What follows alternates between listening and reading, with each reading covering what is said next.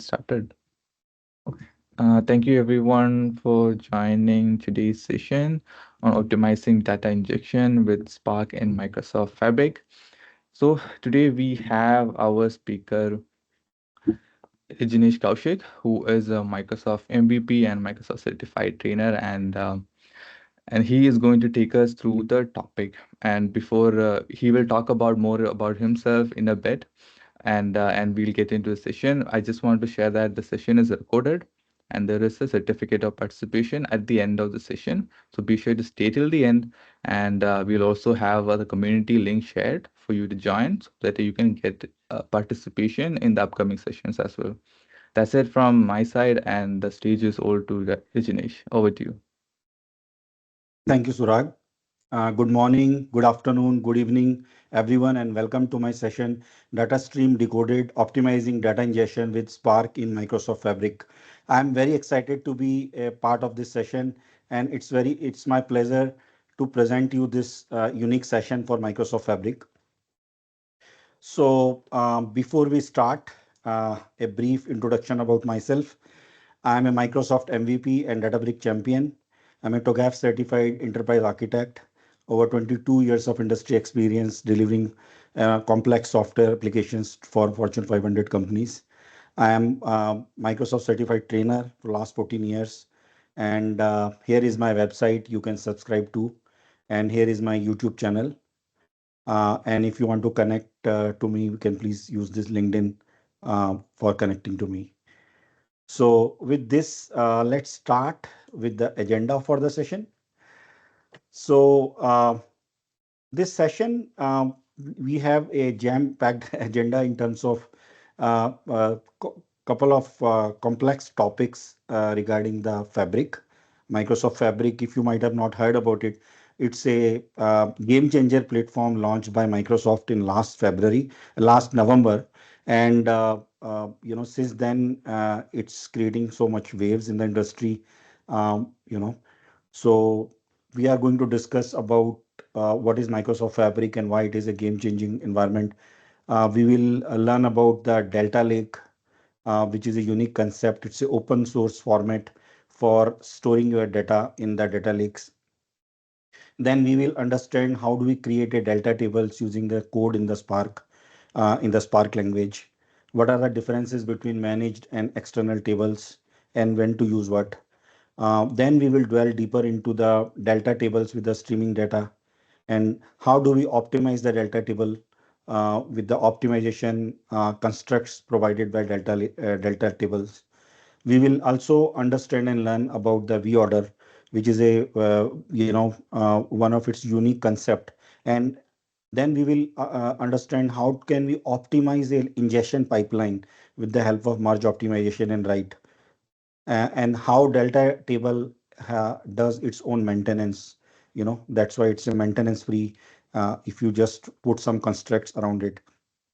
And we will wrap up this with a quick demo on Microsoft Fabric and these optimization techniques which we have just explained. So with this, um,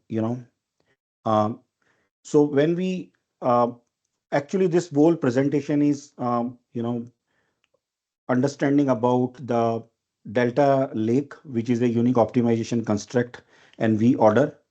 How do we configure the control and configure the V order for optimal data writing in the Spark, especially when you have hell a lot of data, petabytes of data you need to write, in a big data scenario, and then you have petabytes of data coming from different sources, and then you are writing that data to the files. And these are the key strategies for optimizing, like writing, sorting, compression, and distribution techniques. How to distribute the data on a specific partitions, how do we sort the data and do the compression techniques. So there are lots of optimization techniques around making your data pipeline robust. And then we will also understand about the delta table constructs like optimize and vacuum command. So with this, let's start. What is Microsoft Fabric and why it is a game changer, right? So if you think about today's scenario, right? You might have seen that currently, if you have worked in any large enterprise, you might have seen that there are lots of subsystems involved in a typical project, right? And every subsystem needs a different class of product. Like for example, in this case, you are looking at the SAP system. Then there is a Oracle, there is a AWS components, there is a Azure Data Factory, and then Synapse Data Warehouse. Snowflake could be one of the example, right? And then Power BI is used for the reporting purpose. You are also consuming this data with a Tableau or any other reporting platform.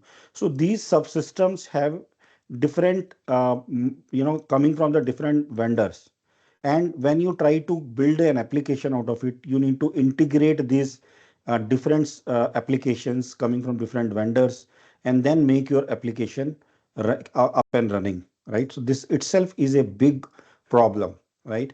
And every subsystem, on premises, you have a different type of softwares, Informatica, SQL Server, right? You have in the cloud, you have a different options altogether. If you see, even if you see Microsoft as a technology provider, Microsoft don't have a single platform today.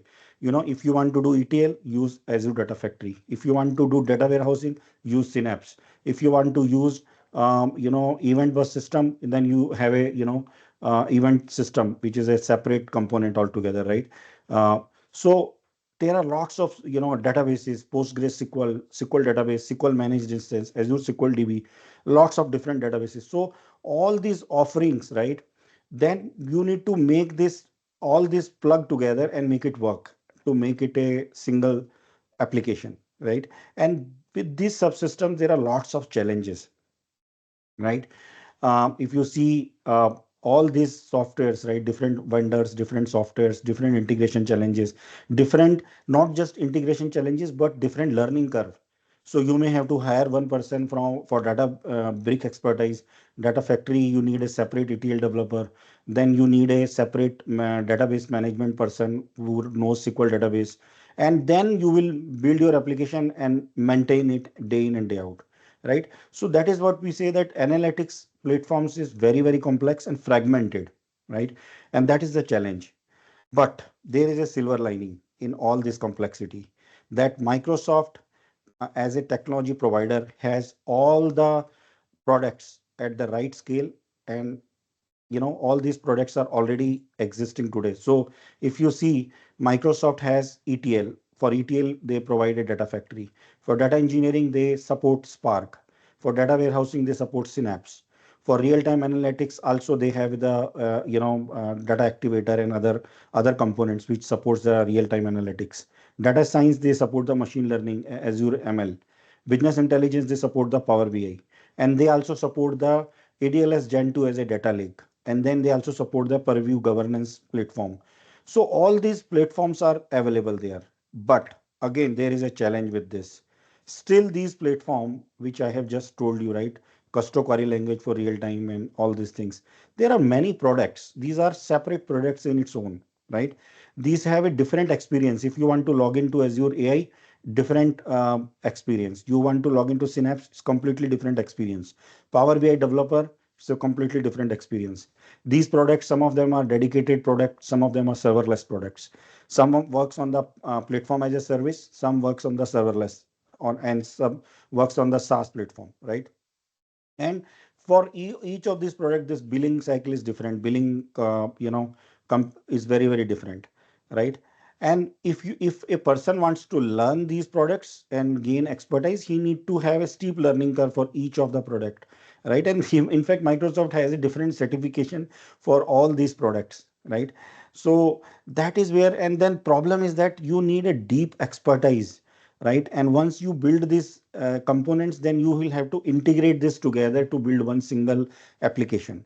So these are the problems. Still there is a problem, right? Even though there is a silver lining that Microsoft provides all these different products, but there is a problem. So what is the answer now? If these are the challenges, then what is the answer? So Fabric is the answer. Why Fabric is the answer? Because Fabric is actually under one product, you are getting all these experiences together, right? So Fabric provides you the same capability of data factory, Synapse data engineering capability, Synapse data science capability, Synapse data warehousing capability, Power BI as a platform for reporting capabilities, Data Activator for your real time streaming capabilities, and then it is all supported by one lake, which is nothing but a ADLS Gen 2 lake. So that is the answer. And this is a new era of analytics. Why? Because all the complex analytic platform we just discussed, everything is unified under one umbrella. It is a SaaSified, which means that when you have a SaaS platform, you don't have to worry about setting up a different ways.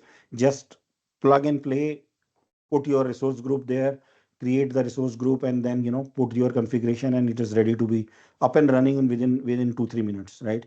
It is secured and governed with one single platform and supported by Azure ecosystem. Then it is a lake centric and open platform, which means that it uses the open technology like Delta Lake, which is a open standard. It's open source standard, right?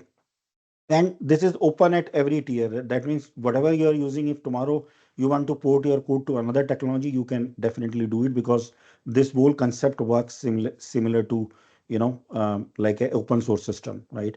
And the end result of this open system is that it actually empowers every business users, right? Because for business users, it is a familiar looking interface which they have been using.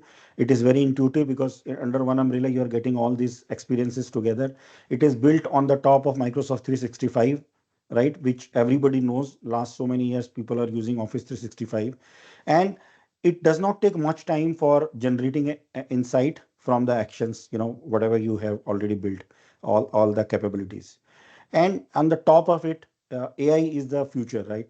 And it is co-powered by Copilot, GPT capabilities, and you can generate the AI driven insights by creating your own ML flow models. So this is the new era of the tool which gives you all that capabilities under one umbrella. You don't need multiple knobs to build this kind of platform, and it's pretty quick and easy to use. And why it just works? Because it is a SaaS. In SaaS platform, you don't have to worry about anything. Microsoft manages it behind the scene. You just have to, do this frictionless onboarding, which means just create the environment in no time and instantly provision it and then start working on it.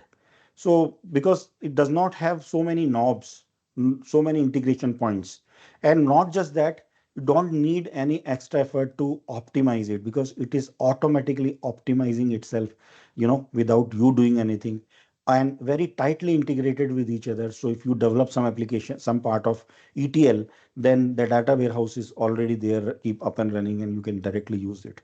So not just that, all the Microsoft product, as you know, that it provides a centralized administration capability where, in under one centralized portal, you have governance, you have security, you have compliance already inbuilt into it. So it's very easy to use. Sassified product are always easy to use. So this is one of them, right? So now let's see how it looks like for a persona, for a person who is a data science person. This is a persona. He can just change the persona to data science from the same environment. If a person is using any enterprise scale data integration, then this is a persona. If you are using a data warehouse, then this is a persona. And if you see this, it is actually looking similar. There is not much change, right? For telemetry analytics and all that, you can use this, data activator, right? And then you have all this persona inbuilt into it. Within one click, you can switch from one persona to another persona, so that it is becoming easy for anybody to, work on under the same platform. So this is a persona optimize. Now let's understand what is Delta Lake, right? If you see today, um, and like if you go back to last 8 years ago, right? What we used to do, we used to get all the data into the data lake. From data lake, we will ingest the same data into the um, in the data warehouse. One of the data warehouse could be Snowflake or Synapse or any other data warehouse, right? Then the concept of the Delta Lake came, right? And Delta Lake is a very important concept where it is used to make your lakehouse environment. And lakehouse is a word which is coined by Databricks, I think almost 4.5 years ago. which means that you don't have to copy your data into the data lake first and then copy again it into the data warehouse, right? So you only need one copy of the data, and that copy can be used, across the platform without any deduplication. So how do we make a copy of the same data and use it, multiple places? For that, you need a storage structure which can help you to, build the capability of a data warehouse. And when I say databases or data warehouses, they have a capability of acid transactions, right? Atomicity, consistency, isolation, and durability. So Delta Lake is a, component which actually supports you the querying capabilities, which means that you can run all the SQL querying capabilities. It also provides you the acid properties. You can version your data on a certain time frame, and then you can go back to the history of the data. Suppose you have run some transaction at 9 o'clock, and then now you're working, and you have done 10 more transactions after that. Now, for by mistake, you understood now that at 9 o'clock, whatever transaction you did was wrong. You want to revert all the transaction to that version before 9 o'clock. Then you can revert back to that version. And that is what we say is a time travel. It also supports all the standard formats for interoperability, because Delta format is an open format, right? And it provides more reliability for your data, so that your data is always in a consistent state. Because if you don't use this Delta Lake capability, you just use a plain vanilla storage capability of ADLS Gen 2, it will not provide you a consistency. Why? If at some point of time you are going to write a data and then the transaction is, not fully committed, then it will leave the data in consistent state. So that is the biggest challenge people were facing. And then when Delta Lake came into market, then these kind of challenges were overcome, right? And moreover, it works on the metadata, scalable metadata, right? And that metadata is used. So if you see this Delta Lake here, the metadata is provided there in the log, and then there is a metadata regarding all the files which is captured here, right? So it is based on the Parquet file format predominantly, but on the top of it, it has its own customization, which is, acid properties, versioning, time travel, and other capabilities. So it's very, very important. It has a, folder which is called Delta log, where it contains all the transaction details in a JSON format, and those transaction details it is using for, committing those transactions. Okay. So now you might be thinking that this is a good, all good, right? But how do I create a delta table using a code in the Spark? Okay. So in order for you to create a delta table, very easy to do, you can create a spark.read.load,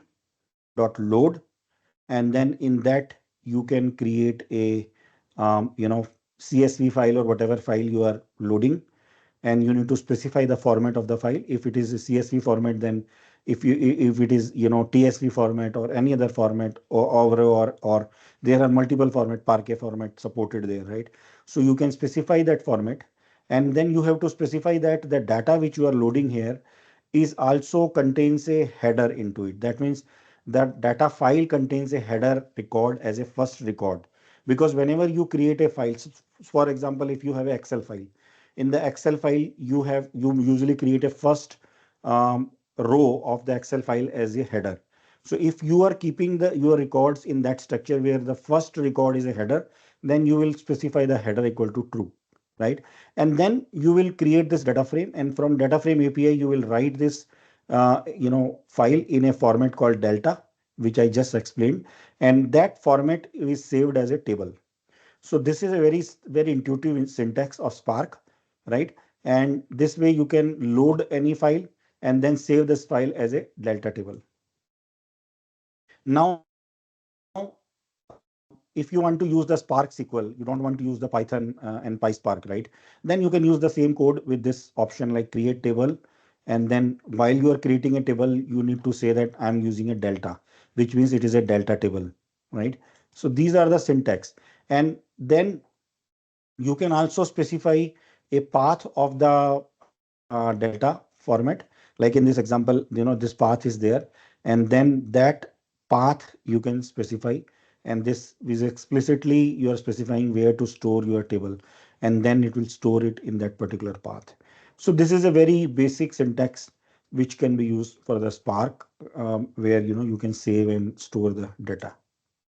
Okay, so now let's see what are the managed versus external tables. Okay, so what is managed tables? First of all, let's understand why we require two separate type of tables.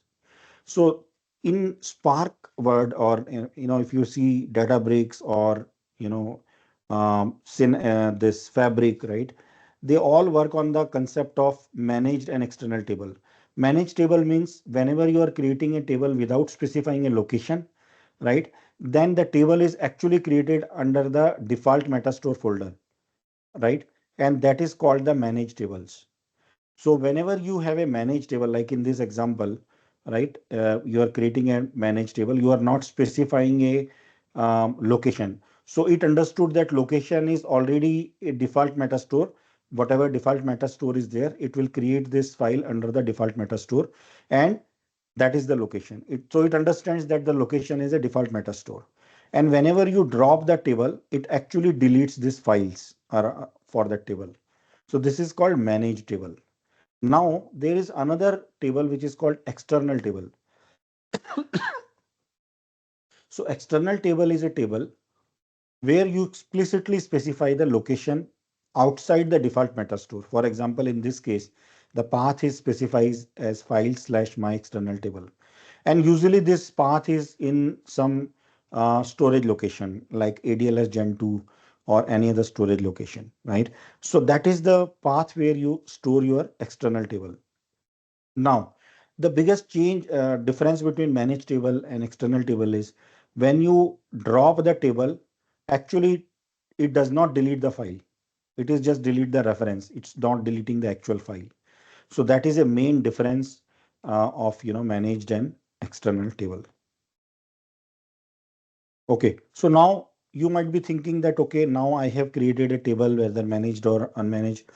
I have already understood how do I create a delta table, right? Now let's understand how do we work with delta tables in the Spark. And these are the couple of examples I would like to share. And we are going to use these examples in our demo.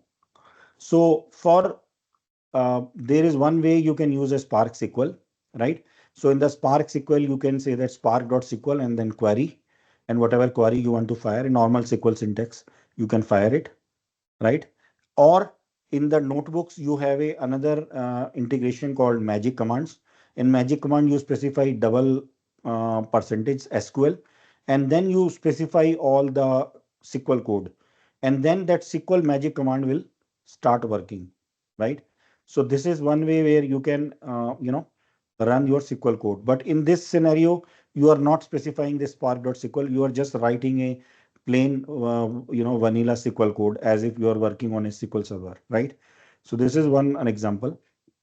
Another example is that you can use a Delta APIs, and for Delta APIs you need to specify, you need to import this Delta table libraries, you need to import the SQL functions, and then you need to put a Delta table object with the help of Delta table dot for path on the path where you are creating a Delta table, and then you will update the Delta table, and then you are going to specify the condition that category equal to accessory, and then price should be price into this. So this formula it is going to set where the category equal to accessories, then this. So it will understand that it need to update the table and reduce the price by 10%, right? So this way it actually works, right?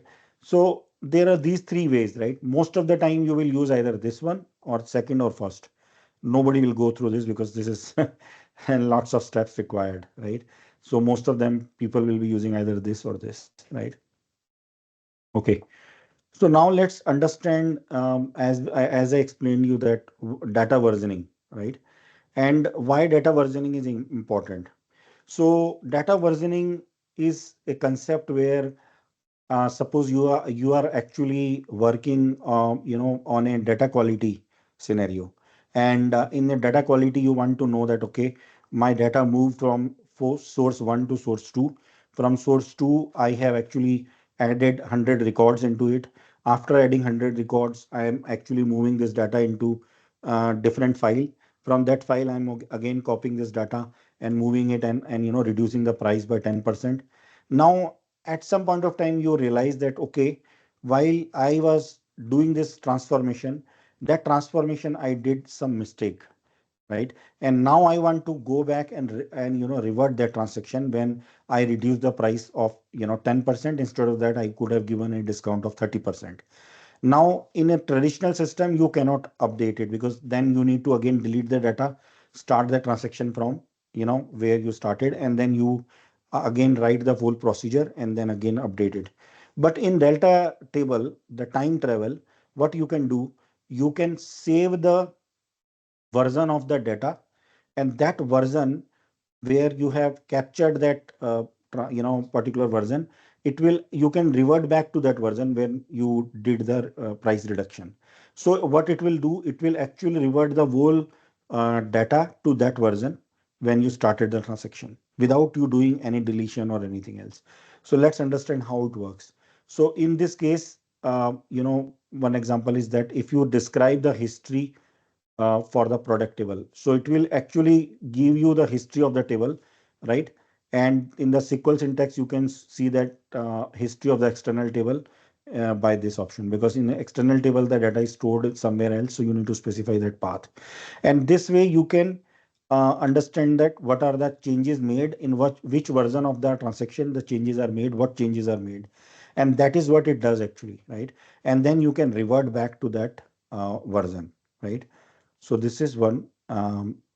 Now, the very important part of delta tables is that the same table could be used for streaming, right? And let me explain you what is streaming. So if you have a data which is constantly coming, right? Thousands of records coming. One example I can give you of streaming is that, um, for example, you have a lots of traffic going through the toll tag, right? Toll tax.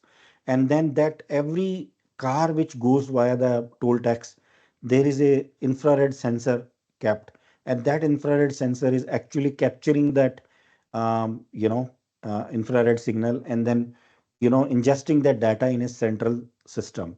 So that is a typical example of streaming, right? Lots of hundreds of sensors are working simultaneously, sending the data to the central location, where you have all the data coming, and then you need to process that data as and when the data is coming, right? You cannot afford to lose that data. It's a heavy speed data. Maybe you can say that 1 second, millions of records are coming, right? That is that kind of data. So how do we create a delta table which is capable of getting this kind of large streaming data, right? So for that, we need to create a delta lake table as a streaming source. And when you create a streaming source, the same delta lake table works exactly same way, but only small syntax you need to change. Spark.readstream.format. That means it is a streaming data table. And then you need to specify the load syntax. And that is where, it starts getting the data from the streaming sources.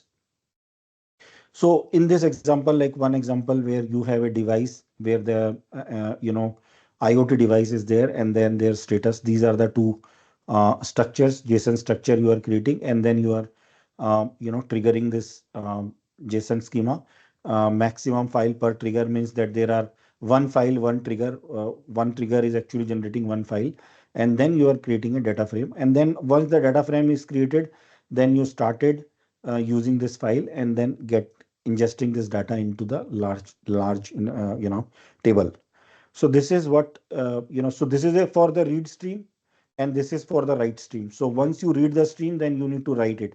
For writing, whenever you write it, there is a checkpoint created every whatever specific seconds you have specified, and that checkpoint, it will ingest the data and store it in the checkpoint location. And that is what so there is a lots of engineering constructs required for streaming capabilities, right? So it this itself is in its own a different topic altogether, right? But I hope you are clear that when I say what is streaming table and how it works, right? So let's see, you know, apart from that, what kind of optimizations we have. Because if these optimizations are not provided to you today, right, then what will happen? These optimizations are not provided to you, then you need to do this optimization on the fabric on your own, and that is a time consuming. It requires a hell lot of expertise to do this kind of optimization, right? So delta table in fabric provides you its own set of optimization, and one of the very important optimization technique is called v order, right? What is v order? V order is a right time optimization technique, right, for parquet file. Whenever parquet file is ingested, and what is the purpose of this? It actually enhances the performance by optimizing the data storage patterns, right? So usually when you have a very fast reads, like one example, you have a Power BI report which is reading lots of data. So at that point of time, if it is reading millions of record for creating a dashboard, and in that dashboard some visual is there, you need to get that visual, and that time you are going to use this. You want to make sure that the read is very fast. If read is not very fast, your report will be going round and round. It's not going to display the visuals correctly. So then you require some capabilities where it can read millions of record in fraction of seconds. And that is where the V-order comes to rescue, right? So it reduces the required compute resources. That means it helps you to reduce the network, disk, and CPU. And then it also enhances the cost efficiency, right? So how actually it works? What it does is actually sorts the data. It distribute in the different rows, and then it does the specific encoding called dictionary encoding, and then compress the data to a parquet file, and then it reads it. So with the help of V-order technique, we can increase the read speed by 10%, right? With that potential improvement up to 50%. So 10 to 15% increase you can see, and then compression can be up to 50%, which means that if one file is taking suppose 10 GB, then with this approach, it's going to take only 5 GB, 50% storage will be reduced. So in a big data system, let me tell you, there will be gigabytes of file. One file will be of 10 gigabyte or 5 gigabytes, and that file is keep on coming. And if you see the storage space you need for that kind of file, huge. So you always want to make sure that storage space is reduced when the files are written to the disk, and that is where you need this kind of technique called V-order, right? So this is very important technique. Now let's understand what is how do we create a V-order. So default configuration for creating a V-order is very simple. Table properties, delta parquet V-order enabled equal to false. This is the default. Okay. And you can enable it equal to true for enabling it this way, right? And it is a, on that Spark session when you're using it, you can, create this ordering to be true. Um, you can also specify this V-ordering enabled for per session of the Spark when the Spark session is running. And then that way you don't have to set it up again and again. It will be enabled for the whole session. Okay. So then there is another capability called, write scenario optimization. So whenever you write, like large number of files, right? So there are multiple problems. Like what are those problems? So one example I can give you is that if suppose you have like thousands of files are coming, right? And these thousands of files are one file is like, uh, 2 KB or 1 KB, right? And if you are thinking about, maybe thousands of files are coming, but data is very less in one file, maybe 1 KB data or 2 KB data, right? So you need to make sure that you are adjusting the file size, okay, so that the file is not too small, at the same time file is not too large. It should be good enough so that processor can process the file in an efficient way, right? So whenever you have a large file with a short chunk, small chunks are coming, you will make sure that files are, um, you know, uh, like it is tweaked to a specific size, right? So that is where this is very useful when you have small batches of data coming, right? So this kind of configuration options are there. And why it is important? Because then you will be able to optimize the right operations, because now you are control, the file size, right? And those file size you will be able to optimize when it is returned to the disk. Similar to that, we have another optimization called merge optimization. And what is merge optimization? It actually creates a update or insert things in a merge or upsert. What is that called? Upsert, right? So upsert means update and insert together. Otherwise, what happens in a typical SQL scenario, you either do the update statement once or you do the insert statement once. But for update and insert, you need to write it in, different statements. So if you are updating million record and then you are inserting million record, you need to write two different statement. But in the merge optimization, you need to write only one statement, which will do all the stuff for you, right? And when you do merge, it is a low shuffle merge, which means that it is more optimized, which means it is actually enhancing the performance of your, again, the optimization, merge optimization, or insert or update optimization performance. So this is again a very important optimization in the Spark world. Okay, so now what are the delta table maintenance challenges, right? So as I told you that this one of the challenges that performance degrades when over time when you accumulate the small number of files. When a new data is added, what happens? The table might skew the data. What does it mean? So suppose one example I can give you that um, you have a data coming every 1 month, right? And when every monthly data is actually captured in a specific partition. So January data is coming in January partition, February data is coming in February partition, March data is coming in March partition. But suppose April data is too huge. In the April, you are getting the data of, maybe 3, 4 months together, right? So what happens is that your partition size of January, February, and March is similar, but April month partition size is too huge. Now, when you run the query to read the data for January month, February month, or March month, it will be very quick. But when you do the same query on the April month data, the query will be slow, because it's going to incur the cost of getting all the data for 3, 4 months together. Then that is where the skew happens. That is called the skew. So for that, there are lots of challenges. So how do we, capture those skew scenarios, and how do we address that? So these are one of the challenges. Then there is another challenge called streaming data, batch and streaming data, right? So when you have a batch data, that means you are running a batch of files, or you are running a small set of streaming files, right? So that might bring a very small number of files, and then more number of files are coming, more processing cycle is wasted. So that is another problem, right? Then if you keep on updating or deleting the data, right? Then in that case, you have to incur the read overhead, because at any point of time you need to read it, then update it, read it, and delete it, right? And another problem is that Parquet files are immutable. That means Parquet file once created, you cannot do anything with that. So then delta table, it helps you to add a new Parquet file with the change which you are performing on that Parquet file, and that is where it simplifies the um, you know um, issue which is already there.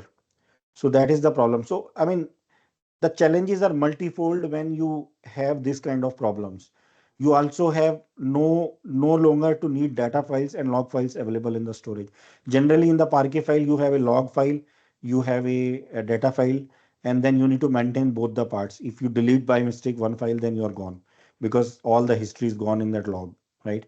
So there are multiple uh, strategies, and one of the strategies called optimize. So optimize is to merge the other more small number of file to the larger file. So this command helps you to merge the many small files into the larger files. And then there is another capability called vacuum, where it removes the obsolete files from the storage and actually reduces the cost and improve the read performance. So this is another option, right? And when you have a V-order capability, like I just explained you, with the optimize the table with the V-order, what it does is it actually compacts the small files, right? And then again rewrite all the affected file with the help of V-order, which is a optimization technique. So use of Z-order and V-order is required together to make it delta table maintenance to be successful. So these are the lots of theory, right? So let's jump to a demo and understand how it whole thing works.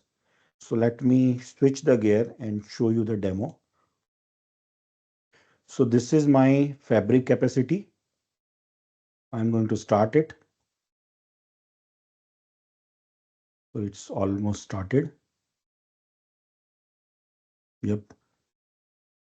Okay, so here is my, so this is my fabric notebook. And if you see, I'm just deleting this.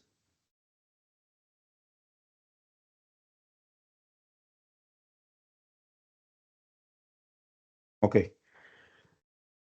So what I'm doing here is, let me show you the code. Okay.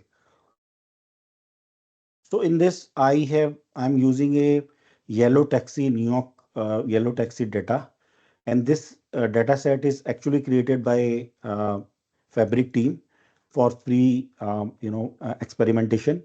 And this data is stored in the Azure Open Data Storage, which is the name of the blob, and the container is NYC TLC. And then in that there is a yellow folder. So this is the path of it.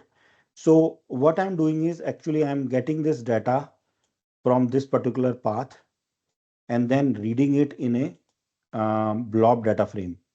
Okay, so this is first step. So let's read it. And after reading it, it will show you that which place the data frame is and what does it show. So session started in 5 seconds. Okay, it is starting. So yes, data is read here. You can see it's successfully done. You can check it. There are 2 jobs ran as a part of it. And these are the rows. So it is done. Now, I have added a lake house. Okay.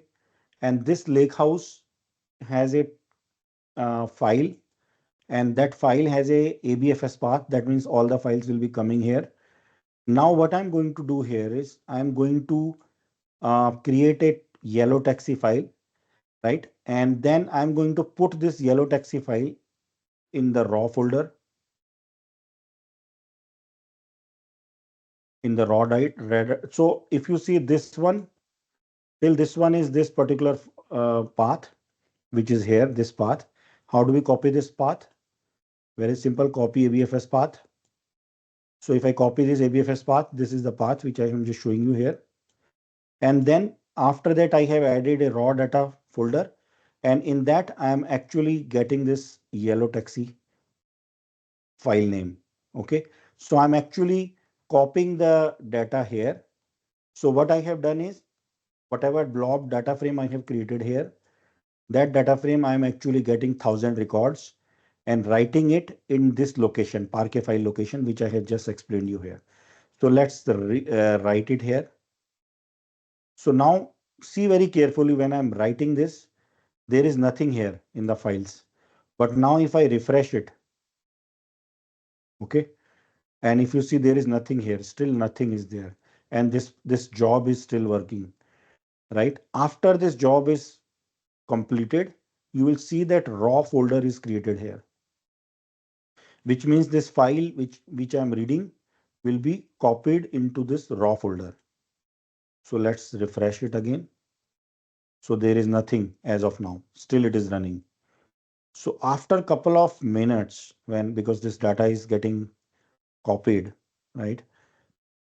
Okay. So now let me refresh it. Okay, now you see the raw data is there. And now we are loading this. There is a yellow taxi. So I have created this yellow taxi folder, right? And in that yellow taxi folder, you see this particular file is created, which is a delta file, right? And then this is the success folder. So this is a success file. So this is how the delta format is, right? So with this, we created a delta format. Now let's load this data into the delta table. Okay. So how I load this data into the delta table? Very simple. As I explained you the syntax, first we need to import this SQL function, column, timestamp, and all that standard, right? Then we will read this Parquet, which is this Parquet file. And then after that, we are going to, um, you know, um, add a date time, add a date load, date time column with the current timestamp, and then we will filter it. So that means we are filtering this with a specific date load, date time timestamp, and then filtering, we will exclude any null values in the store and forward flag. There is a flag here, so we are actually excluding that. When the flag value is null, then we are excluding those records. Then what we are doing is we are creating a load the filter data into the delta table. So this is the table name, and this is a filter df dot write format. Format is delta, and then mode is append, means it is appending the data at the end of the records, and then saving it as a table name. The table name is your yellow taxi table name. And then we are going to display this record in a limit of one. So we are only going to display one record, but actually we are displaying it as one record, but actually it is writing the whole data. Okay. So I am actually running this. Very easy, very self-explanatory syntax if you know PySpark. Now after this, if you see and note down how much time it is taking for these records, 1,000 records to write, right? You can see that 17 seconds are already gone, and 19 seconds are gone, right? So 19 seconds it ran successfully, and it actually created 9 jobs for this. Well, this is too much, right? I mean, there are lots of jobs it created. Finally, it displayed this. Now, how do I optimize it? This 1,000 record is nothing, right? In the real scenario, you will be having, petabytes of data. It's very huge data coming every day. So if this 1,000 records are taking this much time, then think about petabytes of data, gigabytes of file is coming. It will take 1 hour, 2 hour, 3 hour for only half file, right? And you cannot afford to miss that because you need to run all the data load, in within a specific SLAs. So how do we optimize this delta table writes? For optimizing the delta table write, I am now creating a another file called yellow taxi OPT. In that yellow taxi OPT, I am actually enabling the V order and delta table optimization, these two syntax. So I am putting a Spark config syntax set, and in that V order enabled equal to true. And then I am again doing that delta optimize write enabled equal to true. And these two syntax I'm doing, and I'm again writing this in a different table called yellow taxi OPT, which is a optimized table. And see very carefully when I run this whole job, how much time it takes. So previous job was taking 19 seconds. Now let's see how much time this job takes.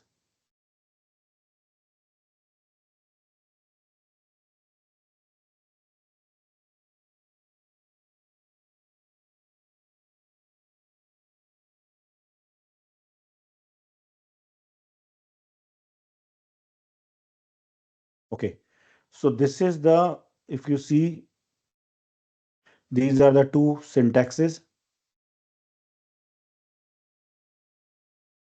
and these are the jobs which it is taking.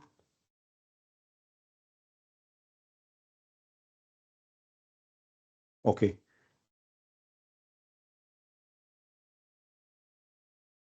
So if you see clearly that the time it takes is less because we are putting those optimizations in place.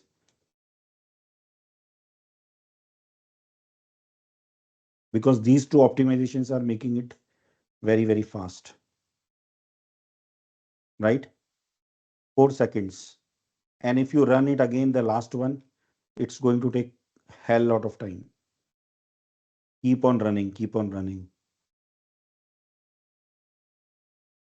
Again, obviously, when you run it second time, it's much faster, right? Because Fabric works that way, because it caches those details and work on it.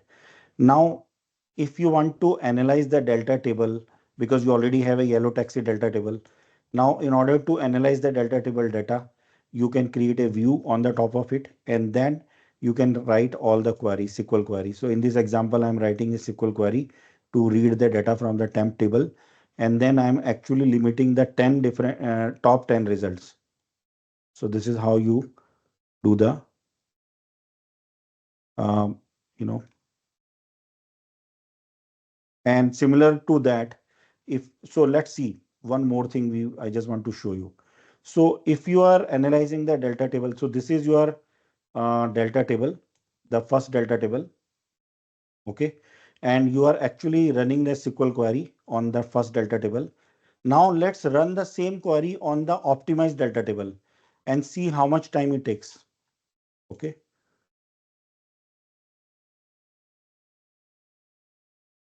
so it took less time, 2 seconds, and I think that one took 3 seconds. Even though it's 1 second difference, not a big difference, but when the data is very, very huge, you will see this difference very obvious. It will be minutes or hours, because this table is already optimized. And if you see the optimized table, the read operation select star from the table is very fast, as compared to this, where the optimization is not there, because you created this table, the optimization was not enabled, and that is why when you read the data from the same table, the optimize it's taking too much of time, right? So with this, you saw that what are the optimization techniques can be used in the Delta Lake in Microsoft Fabric, and how this techniques helps you to work. So with this, I think we have completed the session. Floor is open for any questions you have.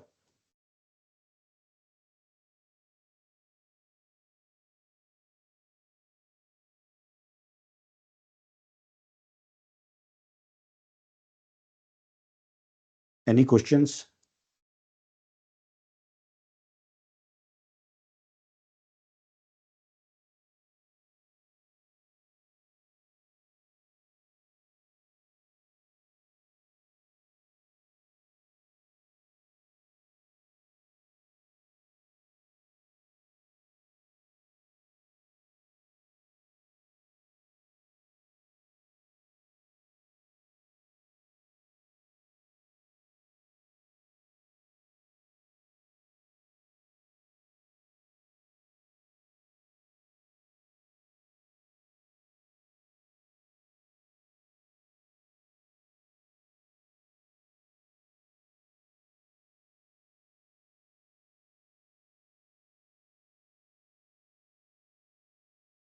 Can you hear me? Yes. Okay. For some reason, my screen is frozen. Any questions? Uh, someone is asking, can we correlate data table with professionals of pharmacist? Not sure if it's um related to Okay. this, but yeah, that is the question. What is the question, that we can correlate the table with the pharmacist? Yeah, can we correlate data table with professionals of pharmacist? Okay, so, I mean, is this question that you are asking whether you have a data coming from for a pharmacy data? Is that what the question is? If you can Yeah, elaborate more. yeah, that is the question, I think. They Yeah, want to create data table with professionals who are pharmacists. yeah, definitely. Because healthcare is a sector where this live table is being used. Because healthcare is the industry where you will find lots of data coming, right? One example I can give you is that where we have a um, data coming from like in Kaiser Permanente is one of the company in US where they ingest hell lot of data, right? Petabytes of data, and then the data is coming from the insurance providers, the claims data is coming, right? Pharmacy data is coming, right? The lots of data coming from different regions where the insurance policies are running, and then you need to ingest that data. And for ingestion, you need this kind of techniques, what I just explained you. Okay. Does that answer your question?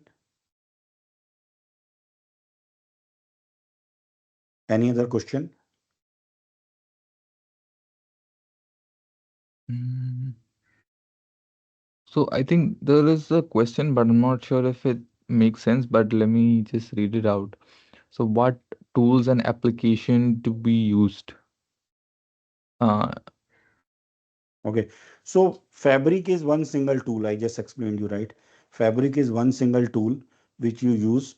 And in that tool, you can create ingestion pipelines, ETL. You can create a storage already, which is called OneLake. You can do the data analysis with the help of notebook, which I just explained you. You can create a Power BI report in the top of it so that you can visualize that data report, coming as a dashboard. So this is one single tool which provides you lots of capability. You can do the streaming analytics on the top of it. So this is one single tool which can help you to do all these capabilities. Does that answer your question? This is your, does this answer?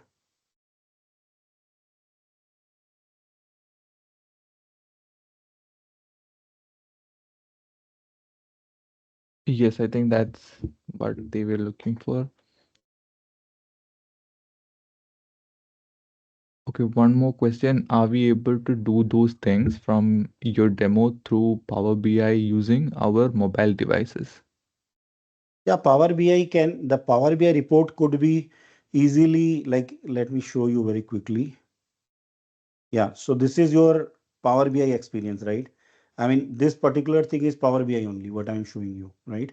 So you can create a report here very easily. Let me show you that.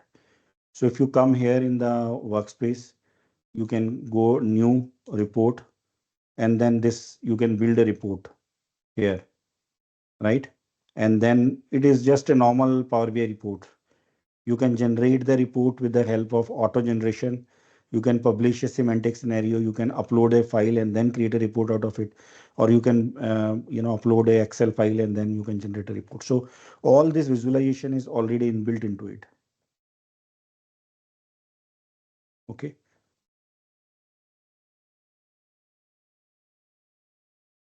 Any other question? Mm, someone's asking if it's Microsoft Fabric is free. No. Very good question. It's actually not free, and it is only trial version which you can use for 60 days, I believe. But in trial version also, you don't have a capabilities like Copilot and other capabilities, and it's quite expensive. In fact, I would say, um, you know. So if you have to, so for example, let me show you something. So here I'm using a F6, F4, F4 size. If I use other sizes, like in this example, if I use F2048, then it's going to cost me this much per month. But I'm using F4, $525 per month. So I can use F2 capacity or any capacity. But for some of the feature to run successfully, we need to use F64 capability minimum. Like Fabric Copilot require a F64 capability, and that is quite expensive. You can see yourself. So always best practice is that once you are done, just pause this. Once you pause it, your cost is not incurring that time. So for that purpose of demo, the cost is coming, but then after you are done, your cost is paused there. So that's you are not using it. But at the same time, once you pause it, you won't be able to work here because that capacity is paused. So this particular application which I just shown you, actually, if you see in the admin console, um, it is actually assigned to that capacity which I was running. So this capacity which I am running, actually, it is using that capacity here. So as of now, if you see, my capabilities are, all the capabilities are stopped. The moment I run that capability, this capability will come back and it will enable. And on this capacity, I am going to work on this. Okay.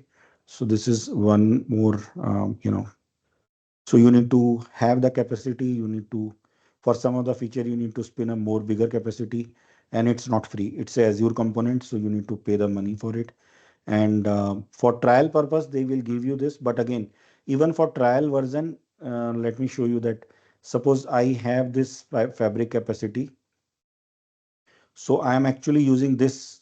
I need to spin up this capacity in the Azure, and obviously in Azure you require the money to be put there.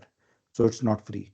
Only this fabric here. This is free, but you need to put the capacity here in Azure. That is not free. Okay. So this is what how it works. So one part is Power BI, another one is a Fabric capacity. You run for in order for Fabric to run, your Power BI will be attached to that Fabric capacity. Fabric will work behind the scene, and that Fabric will incur the cost as engine, and then it will give you all the capabilities. Does that answer your question?